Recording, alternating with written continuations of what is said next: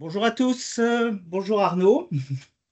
Bonjour, ravi d'être Bienvenue avec donc vous. à cette numéro 6 de la deuxième saison du droit du travail. On va entamer la troisième saison bientôt en 2025. On voulait d'abord excuser Elodie Marchal qui ne peut pas être présente parmi nous aujourd'hui, mais qui salue tous les participants de plus en plus nombreux puisque vous êtes 636 inscrits aujourd'hui. On est à 321 pour l'instant participants, mais on a toujours quelques petits retardataires qui vont nous rejoindre en cours de route. Alors, vous venez de voir une publicité LinkedIn. On voulait déjà commencer ce webinaire en vous posant une question, savoir qui est abonné à notre page LinkedIn, parce qu'on va bientôt fêter, enfin, atteindre les 10 000 abonnés. Il manque une centaine d'abonnés pour fêter cet événement à Institut 410. On voulait savoir si vous êtes déjà inscrit ou pas à notre page LinkedIn et qui sera le 10 millième inscrit à notre page LinkedIn. Je ne sais pas si vous voyez le sondage qui apparaît et si vous pouvez y répondre. Voilà, et bien, il y a encore 20%, 80% de gens qui ne sont pas abonnés à notre page, donc eh ben, on vous attend très très nombreux. Sybille, qui est notre collaboratrice à l'Institut Cadis, va vous déposer le lien d'inscription à notre page dans le fil de conversation et on va pouvoir, Arnaud, si tu le veux bien, pouvoir commencer ce webinaire en nous présentant ben, quel est l'ordre du jour, le programme que tu souhaites Euh, aborder avec nos participants. Effectivement, je suis ravi d'être avec vous hein, de nouveau donc pour cette sixième fois et pour cette deuxième saison. Donc voilà les thèmes que je vous propose d'aborder. Bon, on va vraiment parler d'actualité parce qu'à chaque fois, effectivement, c'est basé les actualités. Donc, ne pas hésiter, bien sûr, à poser toutes vos questions dans le QR. Hein. Vous avez à un moment donné, c'est indiqué QR. Hein. C'est tout en haut de votre page Teams. Donc, n'hésitez pas, effectivement, à poser toutes les questions possibles et inimaginables. Donc, voilà les termes, effectivement, qu'on va aborder. On va d'abord aborder quelque chose de très important qui est enfin important, qui a changé un certain nombre de choses, qui est le décret du 5 juillet 2024 sur la contre-visite médicale. Alors j'en profiterai pas uniquement pour traiter, bien sûr, de ce décret qui est important, qui change un certain nombre de choses, comme je vais essayer de vous le démontrer, mais également plus largement pour évoquer ce sujet, voilà, qui est utilisé par les employeurs. Deuxième chose, ben, on a eu un webinaire sur les évolutions du régime des prévoyances des salariés de la sécurité sociale qui a eu lieu début septembre. Ce que je vous propose, c'est faire un point rapide, hein, donc je ferai une petite synthèse en 2 pages sur ce qui a été abordé, comme ça permet vraiment de capitaliser les connaissances. Troisième chose importante, la Cour de cassation n'en finit pas d'avoir des arrêts sur l'évolution de la preuve. Donc les choses évoluent. Donc voilà, donc c'est ce qu'on va effectivement aborder. Donc là, je répondrai à Julien sur peut-on obliger les salariés à communiquer une plage de 2 heures, soit matin, soit après-midi, pour les contre-visites médicales horaires libres. Je répondrai tout à l'heure, Julien, avec plaisir à votre question et je la garde. Il n'y a pas de souci. Ensuite, on a quelques arrêts récents de la Cour de cassation. C'est ce que je vais effectivement aborder avec vous. Donc, on abordera plusieurs sujets. Alors, on abordera aussi un jugement du Conseil de prud'homme qui apporte quelque chose de nouveau. On le verra. Et puis, enfin, on abordera les projets et propositions en cours. Alors là, évidemment, je vais aborder les impacts sur le droit du travail. Mais évidemment, qu'on soit clair, c'est à la date d'aujourd'hui. Hein. Donc les choses peuvent évoluer parce que, comme vous le savez, notamment par exemple le projet de loi de financement est depuis la semaine dernière au Sénat hein, de la sécurité sociale. Donc il n'est pas encore adopté, si vous voulez. Mais déjà, il y a des changements qui se profilent si jamais, bien sûr, il est voté en état. Voilà un petit peu ce que je voulais vous dire sur le programme. Donc on va aborder dans un premier temps effectivement la contre-visite médicale.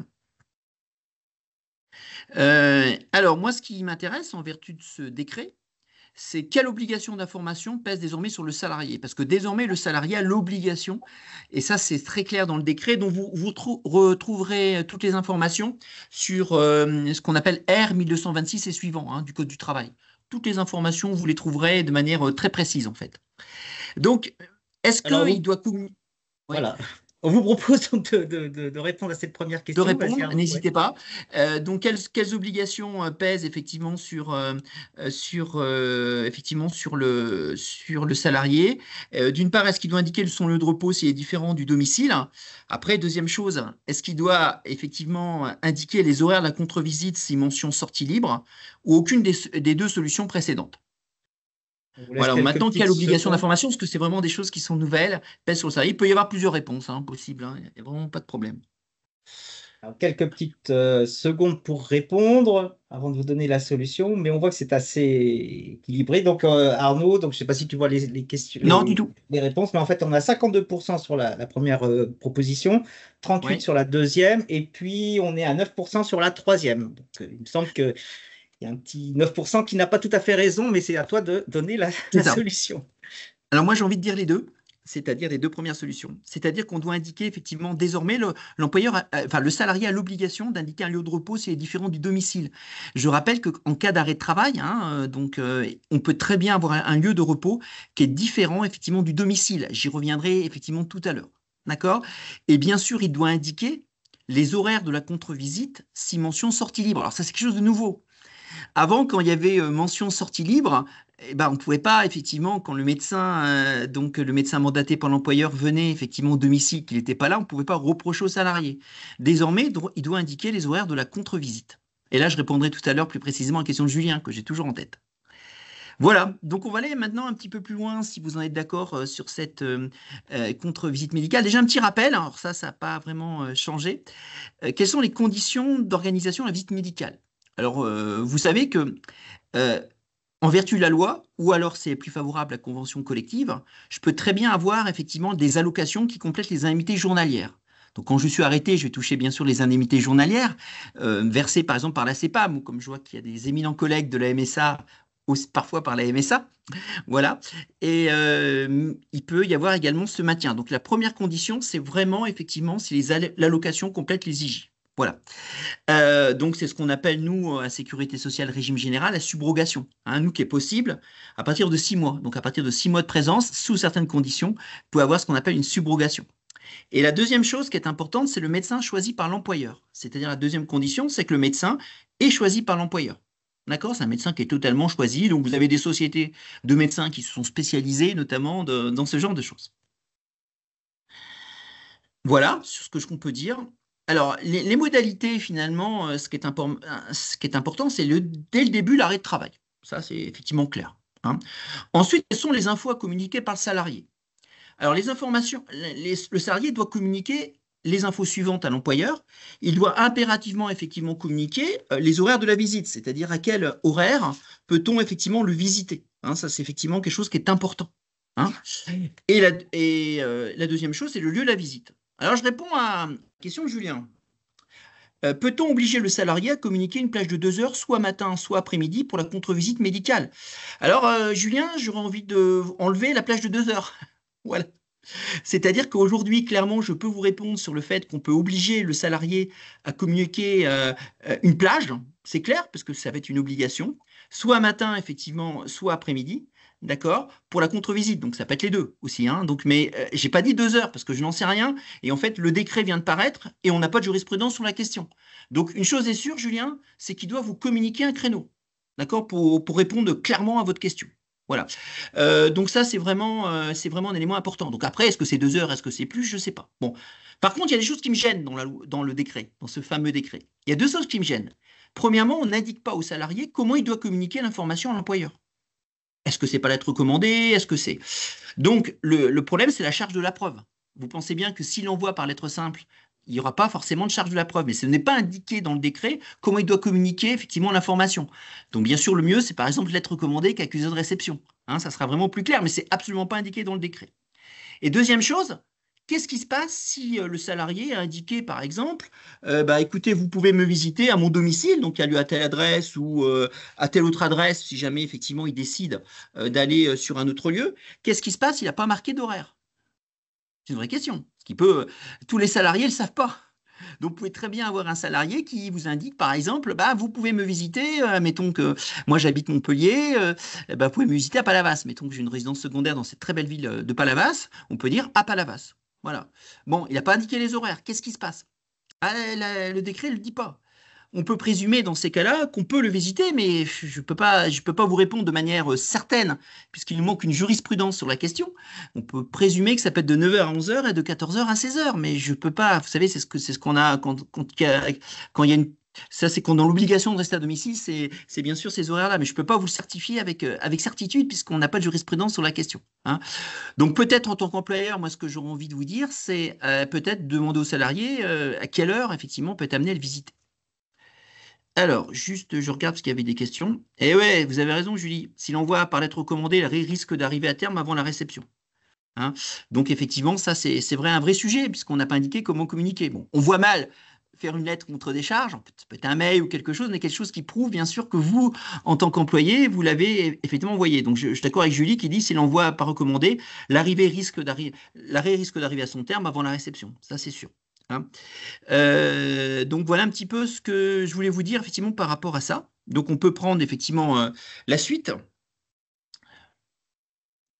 Voilà, ça arrive à Alors il y a nous. aussi une obligation d'information à la charge du médecin.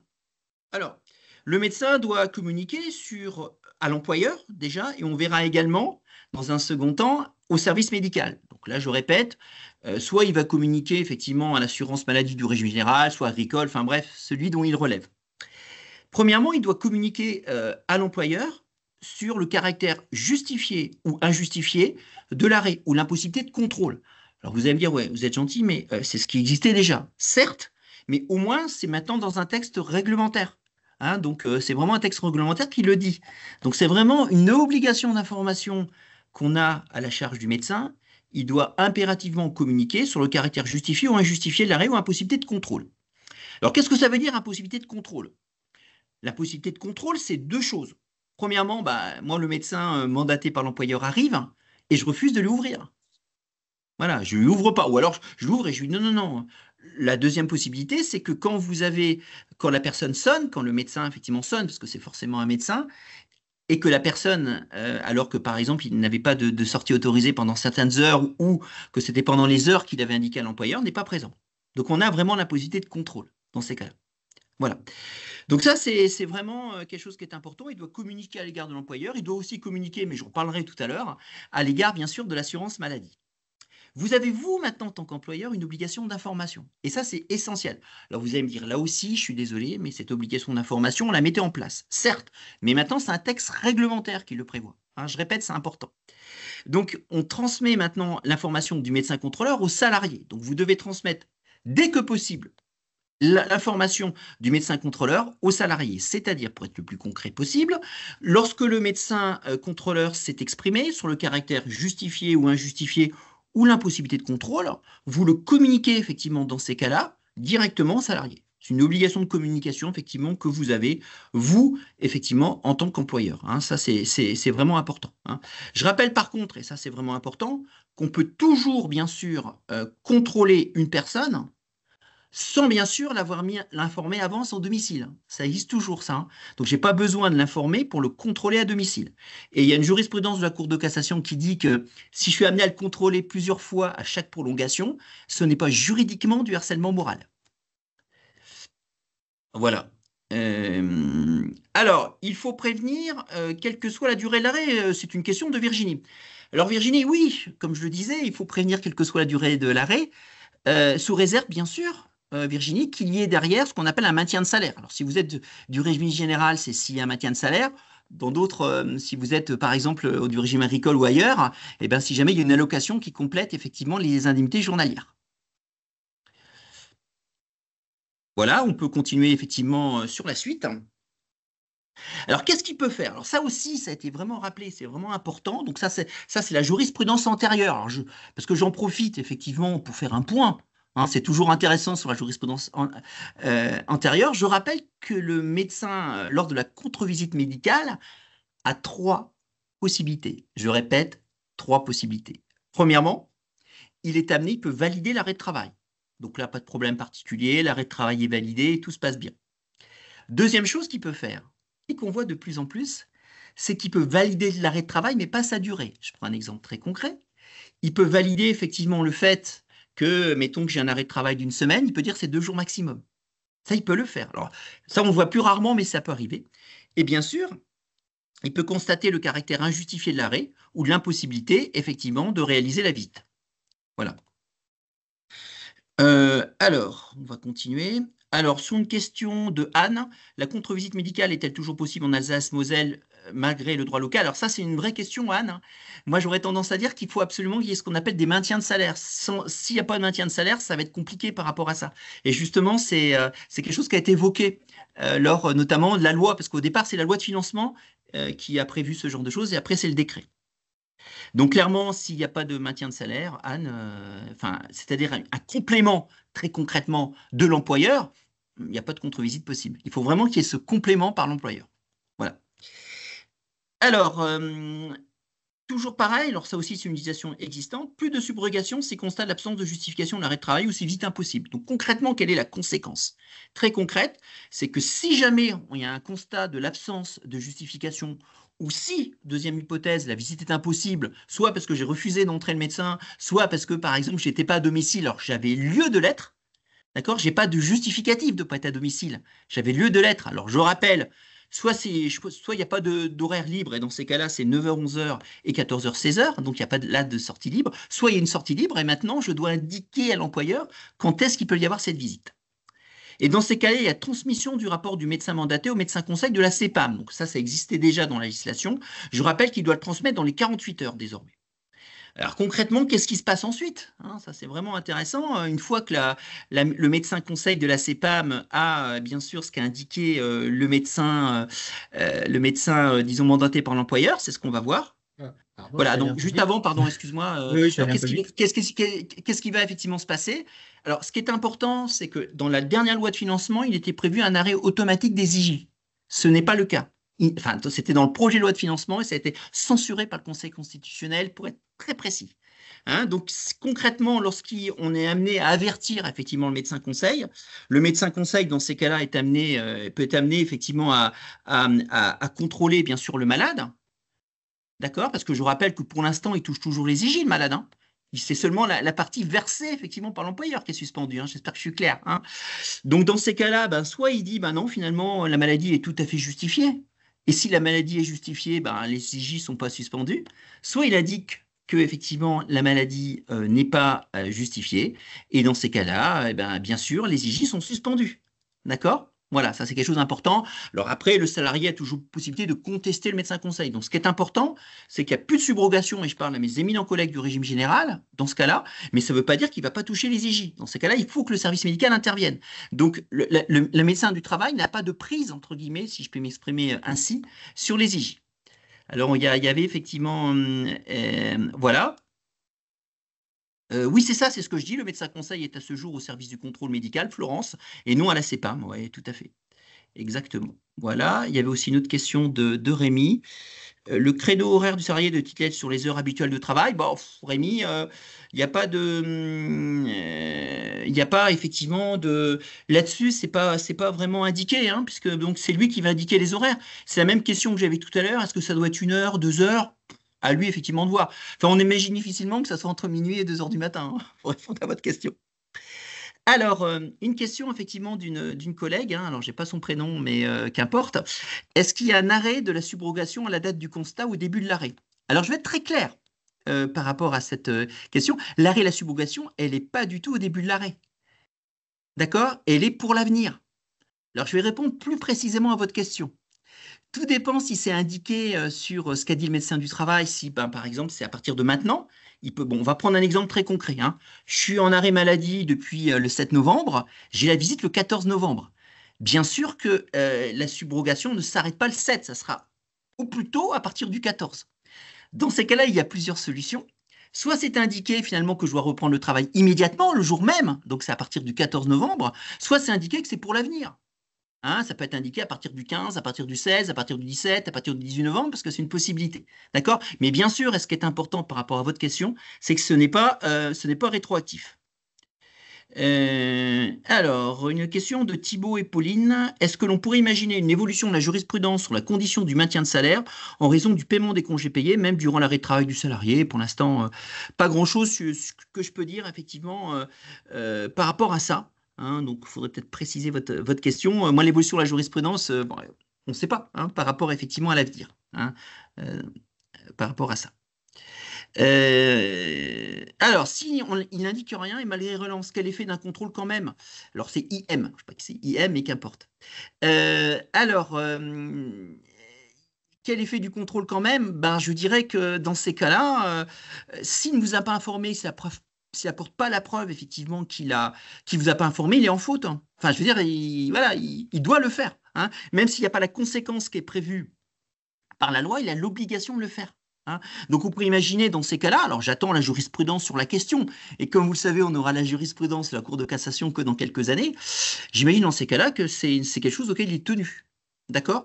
Et donc, si vous apportez la preuve en plus que vous l'avez relancé en vous basant sur les textes, hein, moi, ce que je vous conseille, c'est vraiment vous baser sur les articles R 1222 et suivants, hein, de prendre l'article précis du Code du travail. On peut considérer dans ces cas-là qu'il y a un manquement de sa part. Alors, Sonia, le salarié mandaté et le médecin contrôleur. Alors, je ne sais pas ce que vous entendez par ça, mais ce que je peux vous dire, c'est que le salarié mandaté et le médecin contrôleur, non, c'est un médecin contrôleur qui est amené à contrôler le salarié, mais je ne parle pas du médecin contrôleur, bien sûr, de la DRSM. D'accord? Je parle d'un médecin contrôleur qui est mandaté par l'employeur. D'accord? C'est mandaté par l'employeur. Donc, ce n'est pas un médecin qui est de la DRSM. Voilà, c'est un médecin. C'est souvent des sociétés de médecins, hein, mais voilà, c'est deux choses différentes. Voilà. Alors, il y a une question de Julie. Alors, je ne parlerai pas, Julie, de contournement, mais je vais lire quand même votre question. Il y a toujours des contournements pour avoir déjà testé le recours aux visites de contrôle. La subrogation s'arrête, mais l'agent retourne voir un médecin et prend un nouvel arrêt. Alors, Julie, ça existe effectivement toujours, hein. Donc, effectivement, il n'y a aucun souci en la matière. C'est-à-dire, je te prends un exemple très concret. Si jamais je suis contrôlé le 14 novembre et que je vais voir mon médecin, par exemple, mon médecin traitant, hein, le 15 novembre au matin, bah, bien sûr, dans ces cas-là, il doit y avoir de nouveau subrogation à partir du 15 novembre. Il y a aucun problème. C'est que je peux très bien aller revoir un médecin qui m'indique un arrêt maladie, hein. Donc, dans ces cas-là, on doit relancer la subrogation. Alors, je ne sais pas si on peut parler de contournement. Et je pense que j'avais répondu à la question de Florence, que le médecin conseil à ce jour est au service du contrôle médical. Je n'ai jamais dit le contraire. Je parlais d'assurance maladie. Mais bien sûr, il s'agit bien sûr du service du contrôle médical. Il n'y a aucun souci. Voilà un petit peu ce que je peux effectivement dire. Alors, je regarde ce qu'il y a des nouvelles questions. Alors, dans le support, il a invoqué le salarié mandaté. Oui, pardon, j'aurais dû indiquer, je m'en excuse. C'est bien sûr, c'est pas le salarié mandaté, c'est le médecin mandaté, hein. Effectivement, c'est une coquille, mais c'est bien le médecin mandaté, hein. C'est pas le salarié mandaté. Il peut pas y avoir un salarié que l'employeur mandate, hein. Donc ça, effectivement, on corrigera la coquille sans problème. Et Voilà. vous aurez de toute façon, comme d'habitude, après ce webinaire, le Ah, replay est disponible la semaine prochaine avec le support qui sera en téléchargement. Donc, on aura la version corrigée la semaine prochaine sur notre site oui, internet. Ne vous inquiétez pas. ça sera effectivement le médecin, et je m'en excuse, hein. Pour ça, je comprends mieux tout à l'heure la question qui avait été posée. Alors, les médecins contrôleurs, dit Sandrine, justifient souvent les arrêts. Ben oui, Sandrine, mais pas toujours, hein. Moi, j'ai vu des cas où ils les justifiaient pas, hein. Donc, bien sûr, j'ai pas de stats à vous donner, de statistiques, mais j'ai vu quelques faits significatifs dans les organismes, parce que j'ai cette chance d'intervenir dans les organismes de sécurité sociale, et je vous dirais, j'ai vu des fois où c'était pas toujours effectivement justifié. Alors, ce qui est important, si vous voulez, c'est qu'on est en droit. Donc, on a possibilité, bien sûr, de contester les conclusions du salarié, des conclusions, pardon, du médecin mandaté. On vous corrigera la coquille, c'est promis, devant le conseil de prud'homme. Et bien sûr, il y a une prolongation, bah, comme je disais à notre éminente collègue tout à l'heure, de l'arrêt de travail possible. Voilà.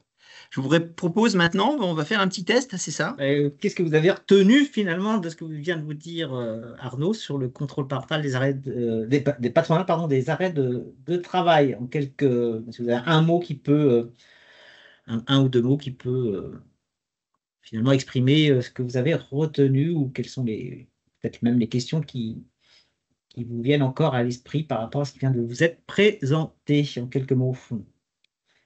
Réglementé, contrôle. Ah oui, c'est réglementé. Subrogation, et oui.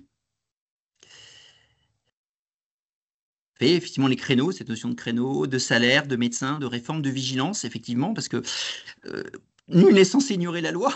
Alors, bon, par contre, aujourd'hui, sincèrement, je vais vous dire honnêtement, si vous demandez à un salarié quelle information il doit donner, il y en a peu qui le savent, je pense.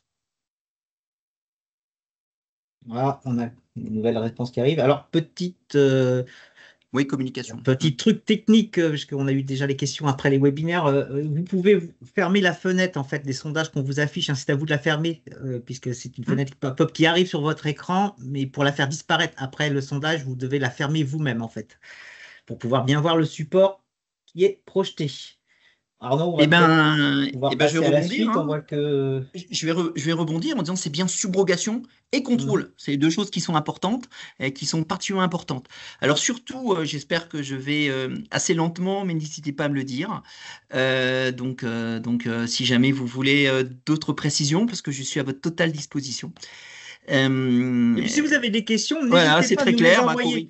Vous pouvez nous Voilà. contacter entre deux webinaires pour qu'on puisse vous répondre à des questions qui vous intéresseraient, hein. Donc on est en train de réfléchir avec Arnaud à une formule un peu évolutive de ces Ouais. webinaires droit du travail. Donc si vous avez des questions, vous pouvez nous les adresser et puis peut-être qu'on vous recontactera pour que vous puissiez les exprimer en live, en direct, pardon, pour parler bien Oui. français, pendant le webinaire sur le prochain qui arrive. Voilà. Alors j'ai terminé sur ce sujet, même si peut-être il y a d'autres collègues qui ont des questions, c'est avec plaisir vraiment que j'y répondrai. Voilà, c'est super, donc pas de problème, donc vous aurez le support par la suite, et je vous incite vraiment à aller dans le code du travail sur ces questions, parce qu'il y a quand même eu des évolutions hein, assez intéressantes. Voilà. Euh, voilà. On passe à la suite du coup, Arnaud, sur la synthèse sur les Parfait. émotions de Alors, une petite prévoyance. synthèse. Alors, on a eu un webinaire, effectivement, CAPSA, hein, qui a été très suivi et je vous remercie beaucoup de votre confiance. On va faire une petite synthèse. Alors, avant de faire la petite synthèse, on va poser une petite question et je ferai une petite synthèse rapide, hein. Je ne vais pas refaire le webinaire qui durait 1 heure, hein, bien sûr. Vous pouvez d'ailleurs, ce webinaire, toujours pour ceux qui n'y ont pas pu y assister, hein, c'était un événement assez important qu'on a organisé début septembre avec la CAPSA et on avait même le président de l'Institut Cadis qui était parmi nous. Vous pouvez le revoir toujours vous allez sur notre site client ou sur YouTube. On a une chaîne YouTube Institut Cadis où vous avez l'intégralité des ressources qu'on vous propose, que ce soit sur le droit du Mm. travail, sur Paix en poche, sur les webinaires management RH. Tous nos webinaires sont accessibles et que vous pouvez revoir après coup. Sûr. Donc le webinaire CAPSA est disponible avec tous les supports le support de présentation et les ressources qui avaient été présentées. Donc vous pouvez Bien toujours sûr. y accéder si vous avez des collègues qui n'ont pas pu assister le jour même. Et donc Arnaud a une question à vous poser, justement, si vous avez bien retenu la leçon sur ce webinaire CAPSA du mois de septembre. Donc Arnaud, je te laisse poser la question peut-être. Alors, je vais prendre l'exemple d'un salarié qui gagne 2 000 € brut par mois, qui décède, son frère, donc il n'y a pas de conjoint, il n'y a pas de taxé, il n'y a pas d'enfant. Il est bénéficiaire du capital décès. Il bénéficie de. Vous avez trois choix, 24 000, 48 000 ou 56 000 euros de capital d'essai. Alors, les réponses qui arrivent. Ah, alors je crois qu'il va falloir refaire un webinaire, Arnaud, parce qu'on n'a pas 100% on n'a pas De 100% réponse bonne. de bonnes réponses. Alors, on est à 55% de 24 000, 34% de 48 000 et 11% de 56 000. Donc, vous avez donc accès au webinaire, hein, en replay pour revoir Exactement. le- Alors peut-être l'explication, mais on va vous donner quand même la solution maintenant. même si c'est pas demandé, peut-être, Sibyl, je sais pas si c'est possible, c'est de le mettre peut-être en. Ou alors on peut le mettre en copie effectivement dans la discussion, ou alors ce qu'on peut faire aussi, Alors, ce qu'on c'est va faire, Arnaud, parce que là, ça va être compliqué de dans le le faire support en direct. définitif, on le mettra. On Vous vient. allez de toute façon recevoir un emailing dès que le replay sera disponible et on vous mettra le lien dans l'emailing du replay précédent. C'est Voilà. fait. Et Il est aussi dans le chat, hein, si vous Il est avez dans le chat, besoin alors, donc d'accès. voilà, on Voilà. est très réactif à c'est l'Institut formidable. Caldis. Donc merci C'est Sybille formidable. pour ces réactivités. Donc en fait, on s'aperçoit quand même qu'il n'y avait que 12% des participants qui ont bien répondu, Arnaud, puisque Alors, effectivement, alors maintenant, comme vous le savez, ce n'est plus 18 mois, mais 24 mois de salaire quand une personne décède. C'est la personne, effectivement, elle est amenée ou à choisir une personne, ou alors par défaut, s'il ne choisit pas, il y a un ordre qui existe. Et en fait, c'est 2 ans de salaire. Alors, quand je dis que c'est 2 ans de salaire, si je prends l'exemple de quelqu'un qui gagne 2 000 € brut, d'accord, vous savez qu'au régime général de la sécurité sociale, hein, effectivement, on est payé sur 14 mois. Donc 2 000 multiplié par 14, ça doit faire quelque chose comme 28 000, même si je n'ai pas ma calculatrice. Multiplié par 2, ça fait 56 000. Hein, donc c'est bien 2 ans de salaire. Voilà. Voilà, donc voilà ce que je voulais vous dire. Donc c'est 56 000 euros. Hein, 2 000 € fois 14 fois 2. Voilà, ça fait 56 000. Bien, eh ben on va continuer effectivement sur l'évolution du régime de prévoyance. Donc, je rappelle qu'il n'y a pas de changement sur le montant des pensions d'invalidité. D'accord? C'est-à-dire que les pensions d'invalidité ne changent pas. Hein, c'est bien sûr c'est le droit précédent. Hein. Donc, si je regarde, bien sûr, c'est toujours 40% pour les invalides première catégorie et 71% pour les invalides deuxième et troisième catégorie. Il n'y a pas de changement effectivement sur la rente de conjoint ou pacsé au concubin, parce qu'effectivement, ça fait toujours 10% hein, du salaire annuel brut. Et il n'y a pas de changement sur la majoration de capital décès en présence d'un bénéficiaire de la rente conjoint pacsé au concubin. Voilà, donc sur ces points-là, il n'y a pas de changement. Hein. Mais par contre, il y a un certain nombre de changements. Par exemple, le capital décès. Hein, si jamais quelqu'un était décédé jusqu'au 31 décembre 2023, c'était 150% du salaire annuel brut. En clair, allez, 1 an et demi de salaire, hein, sur la base d'un salaire à 14 mois. Maintenant, c'est 200% du salaire annuel brut. D'accord? Vous avez bien sûr les enfants qui sont bénéficiaires.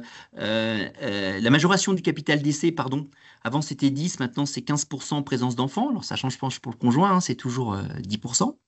Et vous avez la rente éducation. Vous savez, la rente éducation, c'est pour les enfants hein, qui vont jusqu'à 26 ans en cas de poursuite d'études. Avant, le 31 décembre 2023, c'était 11,5% du salaire annuel brut. Et maintenant, ça varie suivant l'âge de l'enfant, vous l'avez à l'écran, entre 12,5% et 20%. D'accord? Et bien sûr, tout ce qui est frais d'obsèques, c'est la personne qui paye la facture qui sera bien sûr remboursée dans ces cas-là, c'est passé de 3 700 euros à 5 000 euros. Voilà ce que je voulais effectivement vous dire.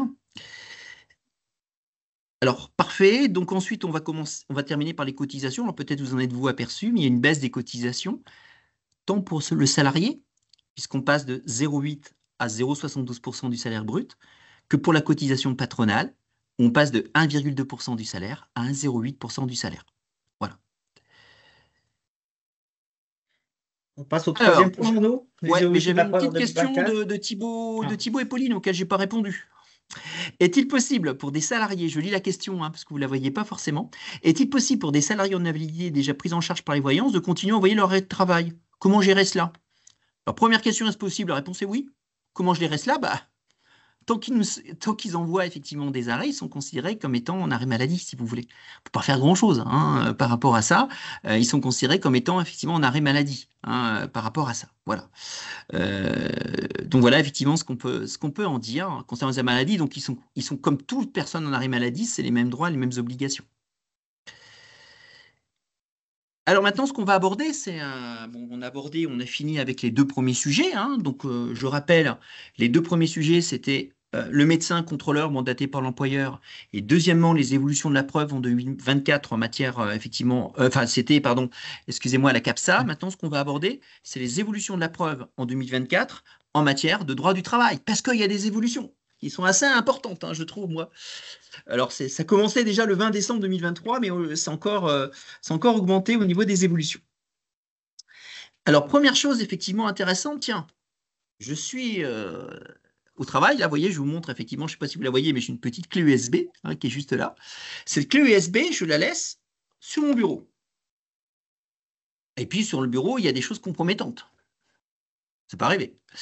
Un plombier peut-il utiliser comme moyen de preuve des clés USB déposées sur le bureau d'un salarié? Donc je dépose, puis bon voilà, je pars le soir et je laisse ma clé USB. Peut-il, et puis il peut y avoir des éléments compromettants. Donc ma question est, est-ce que je peux utiliser comme moyen de preuve des clés USB déposées sur le bureau d'un salarié? C'est ce qu'on va voir maintenant.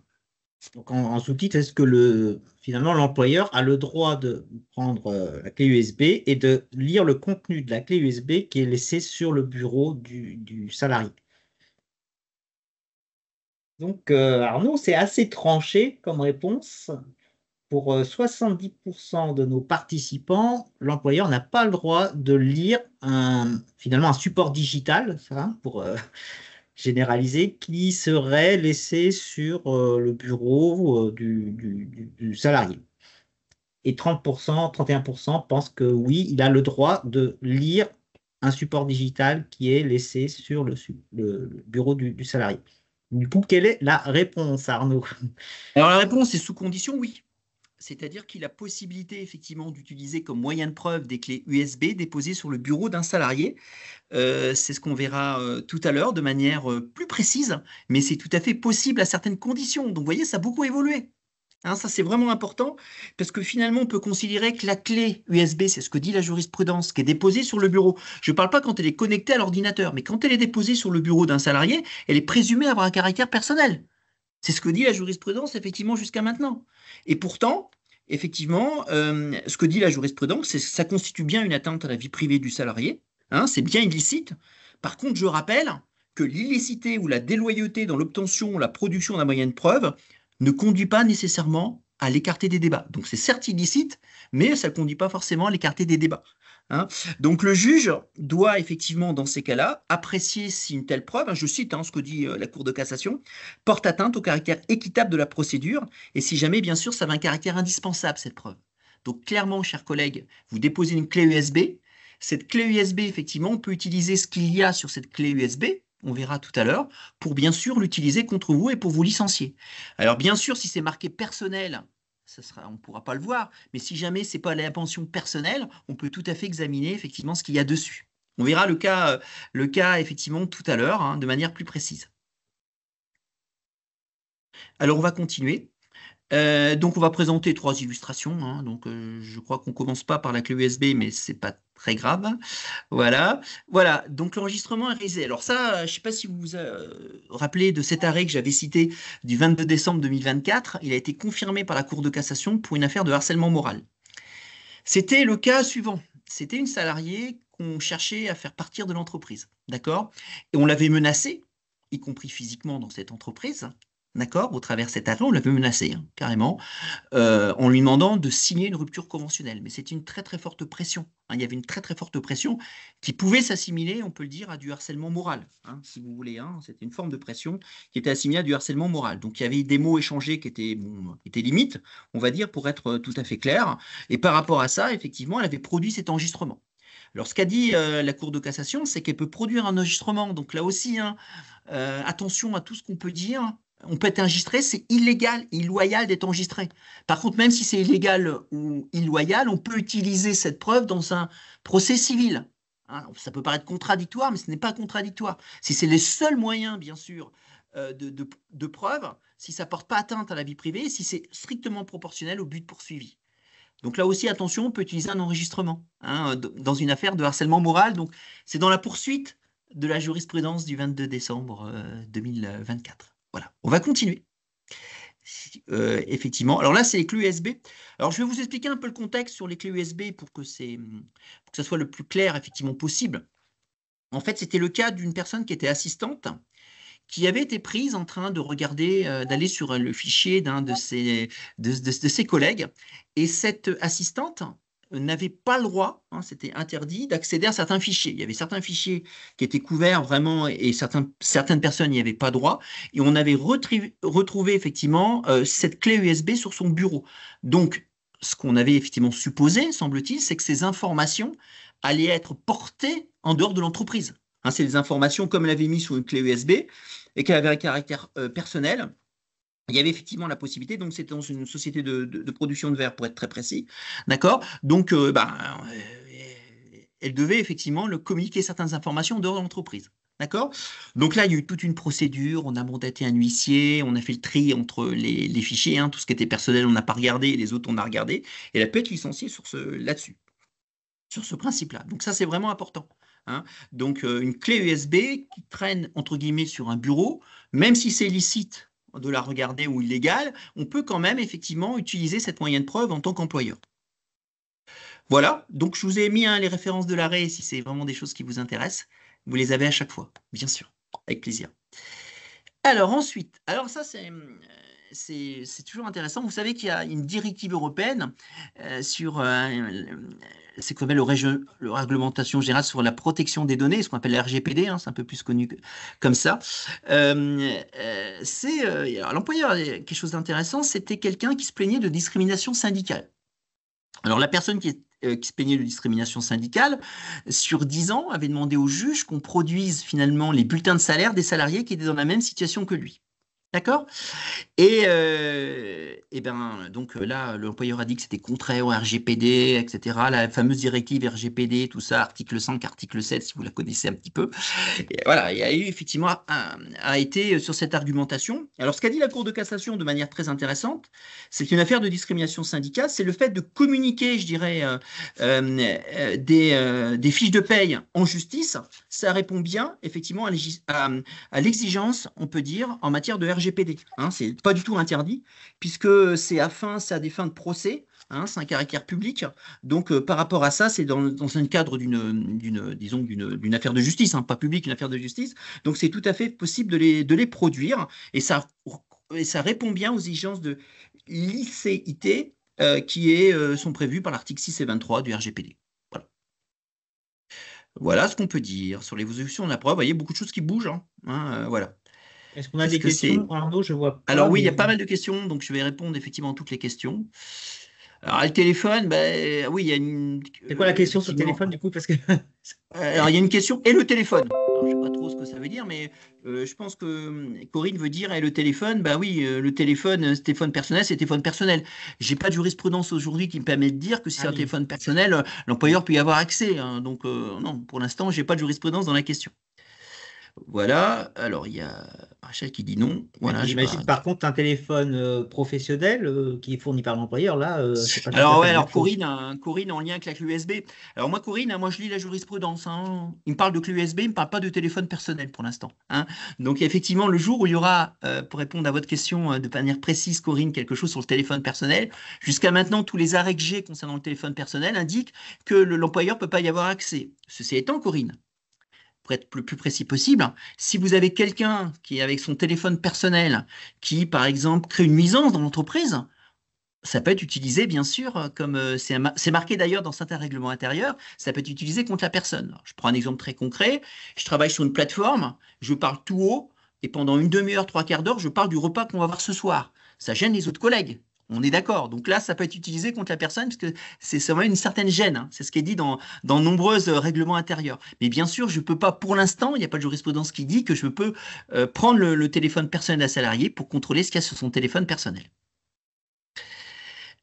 Alors, question très très intéressante de Samantha. Et si vous voulez, Samantha, je vais y répondre à votre question. C'est qui est la suivante. Est-ce que les réseaux sociaux peuvent être utilisés, les comptes personnels publics des salariés? Alors, Samantha, ce que je vous propose, parce que c'est une question complexe, ce que je m'engage à faire, Samantha, c'est vous en parler lors de notre prochain rendez-vous au mois de mars, parce que c'est plus complexe. De manière générale, j'ai envie de dire oui aujourd'hui sur les réseaux sociaux. Hein, notamment si vous avez indiqué sur le réseau social que vous travaillez dans l'entreprise. Hein, je prends un exemple si vous avez indiqué que vous travaillez dans une entreprise déterminée. Mais ça m'embête de vous répondre en 2 minutes. Donc, je prendrai cette question et je m'engage à vous en parler au mois de mars. Donc, revenez au mois de mars, Samantha, parce que je vous promets de vous parler de ce sujet-là. Et si vous avez des Ouais. questions liées aux réseaux sociaux et au travail, vous pouvez donc compléter les questions de Samantha et on fera une thématique plus large sur cette question. Mais, Ouais. mais, mais, mais euh, précisez vos noms et prénoms et vos organismes pour qu'on puisse peut-être vous recontacter par la suite pour préciser avec vous quel est le sens de la question exacte. Voilà. Et on fera une séquence dédiée là-dessus. Voilà, donc Gaël aussi, on répond à votre question. Est-ce possible d'utiliser une information sur les réseaux sociaux pour prouver que le salarié est en vacances à l'étranger pendant un arrêt maladie? Oui, bah, effectivement, là, on verra que ça a beaucoup changé sur les réseaux sociaux et qu'aujourd'hui, c'est beaucoup plus admis par la jurisprudence. Hein, notamment quand vous communiquez avec des amis, que vous renvoyez effectivement ce genre de choses à d'autres personnes. Donc, toutes ces questions-là sur les réseaux sociaux, je m'engage à y répondre. Voilà. Méfiez-vous surtout, ne pas communiquer tout sur les réseaux sociaux. Hein. Surtout si vous communiquez, que vous avez des opinions très tranchées, hein, enfin tranchées, hein, des opinions. Surtout, n'indiquez pas, vous savez, par exemple, votre nom, votre lieu de travail pour pas engager l'employeur par rapport à ça. Souvent, les problèmes ils viennent de là, mais pas que. Comme on va le voir. Bien, on va continuer, si tu en es d'accord, Sylvain. Donc, on a Écoutez, pratiquement je me terminé. dispose. Hein. On va aborder deux, trois choses sur l'actualité jurisprudentielle, hein, parce qu'il y a beaucoup de choses à dire sur l'actualité jurisprudentielle. Donc, je vais aborder, on va démarrer, je crois que c'est le refus du congé parental, ou je sais pas, vas-y, c'est quoi le prochain? Voilà. C'est bon? Tu Ouais, vois c'est bon, le. ouais, on verra les cas de manière plus précise. On va aller un peu D'accord. Alors, le cours sur de la cette cassation question. sur le. Ouais, alors ça, c'est dingue.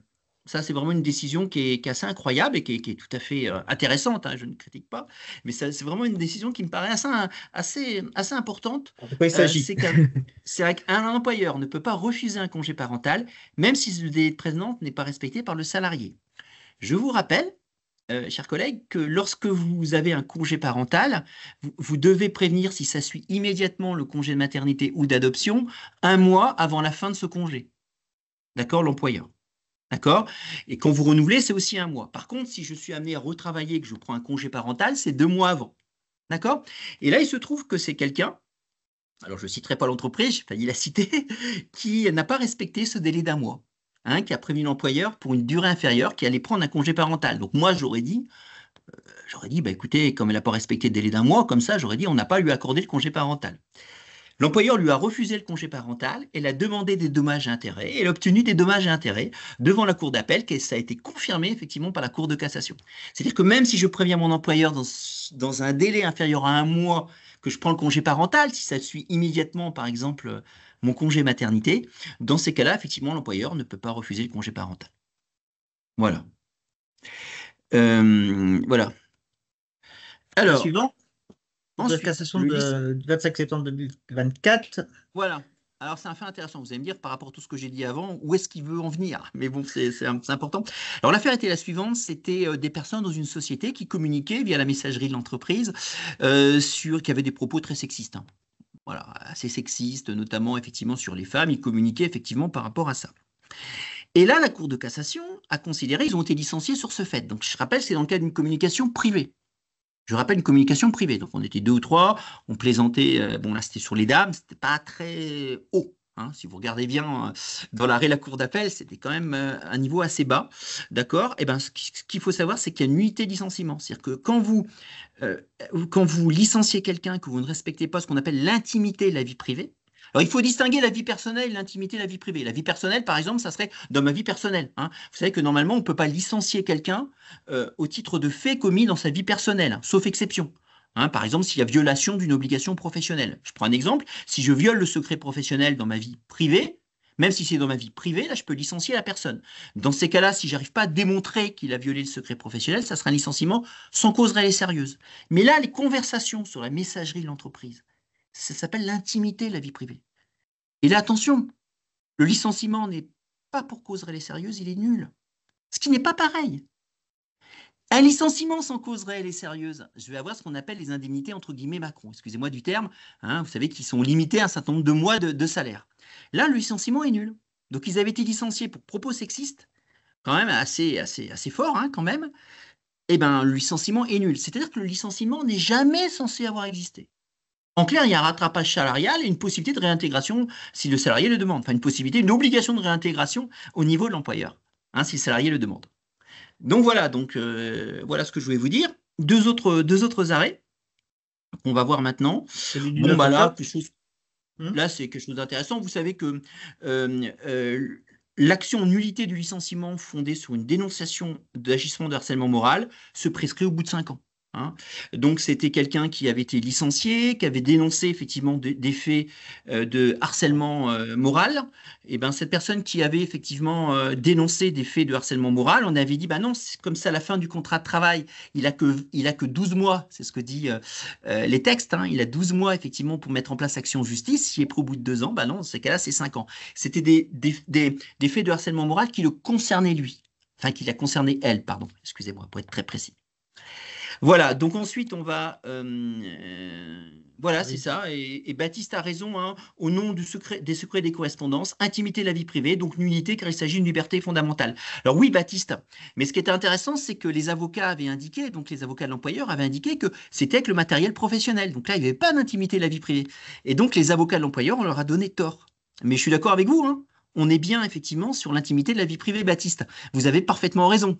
Et donc ça a été réaffirmé par la Cour de cassation. Alors, pour terminer sur le Conseil de prud'homme d'Angers du 24 juin 2024, je cite rarement une décision de Conseil de prud'homme, grande date, le 24 juin, mais néanmoins, je voulais vous en parler de cette décision parce qu'elle est intéressante, parce que c'est l'un des premiers jugements qui reconnaît une discrimination en fonction de l'identité de genre. Donc la situation était effectivement la suivante. C'était une personne qui était un homme qui était à l'accueil, hein. Il était vraiment à l'accueil, il était dans une société de service, qu'importe, et était vraiment à l'accueil, il était en lien effectivement avec d'autres personnes à l'extérieur. Et il a décidé de faire ce qu'on appelle une transition de genre. D'accord? Donc dans un premier temps, comme la loi le permet, il a décidé de changer son prénom. Donc je ne sais pas comment il s'appelait, mais on va dire qu'il s'appelait Christophe, hein, je dis n'importe quoi, et qu'il a demandé qu'on l'appelle désormais Isabelle. Il a bien été à l'état civil, il a demandé la rectification à l'état civil de son prénom. L'employeur a refusé de l'appeler par son nouveau prénom, c'est-à-dire Isabelle. Il lui a dit, lui a envoyé des mails en disant qu'il fallait pas qu'il se maquille, hein, parce que de nouveau, Isabelle donc se maquillait, parce que maintenant elle s'appelle, on peut le dire Isabelle, parce qu'après elle est devenue, elle a changé de sexe, hein, et se commençait à se maquiller, à porter des robes, voilà, à vouloir qu'on l'appelle par son prénom. L'employeur s'est vigoureusement opposé et a même fait un mail à tous les managers en disant de l'appeler, parce que bon, elle était en contact avec le public, de l'appeler par son ancien prénom. Eh bien, il faut savoir que c'est une discrimination en fonction de l'identité de genre. Donc la personne, elle a demandé une résolution judiciaire aux dépens de l'employeur, hein, qu'elle a obtenue, hein, par rapport à ça, et puis elle a considéré que c'était des faits de harcèlement moral. Voilà. Voilà sur l'identité de genre, c'est des choses qu'on peut-être on voit de plus en plus aujourd'hui, et qui sont choses qui me paraissent importantes, y compris pour les personnes qui sont à l'accueil, hein. C'est ça qui me paraissait intéressant dans cet arrêt notamment. Voilà, bah écoutez, juste pour vous dire, vous vous rappelez ce qu'on avait dit la dernière fois sur les refus de CDI suite à un CDD, que désormais, quand vous avez une personne qui est en CDD ou en contrat d'intérim, si jamais elle refuse un emploi qui a au moins le même salaire, au même endroit, qui est la même qualification, vous devez maintenant informer effectivement France Travail, hein, que la personne effectivement a refusé ce CDD. Alors, c'est pas, vous devez non seulement informer France Travail, mais vous devez également maintenant l'inclure dans la DSN. Vous savez, il y a la DSN, la déclaration sociale nominative, vous devez l'inclure. Et je me suis permis, chers collègues, de vous donner le lien. Donc, vous aurez le lien pour faire la déclaration. Quand vous avez un CDD ou un contrat de mission qui refuse effectivement un CDI, dans ces cas-là, je me suis permis effectivement de vous mettre ce lien. Comme ça, vous pourrez aller sur le lien, vous avez toutes les informations. Je pense que c'est intéressant, ça vient juste de paraître. Je crois que c'était la semaine dernière ou il y a 2 semaines. Voilà, Si vous cette nouvelle cliquez sur le procédure. lien, vous atterrissez sur cette page Voilà, qui... on vous la met.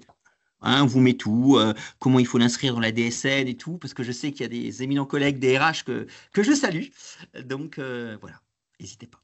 Bien. Donc tout ça, de toute façon, Sybille a dû vous mettre le lien dans la conversation, mais vous retrouverez ça dans le support également qui sera disponible la semaine prochaine sur notre site internet et sur notre chaîne YouTube.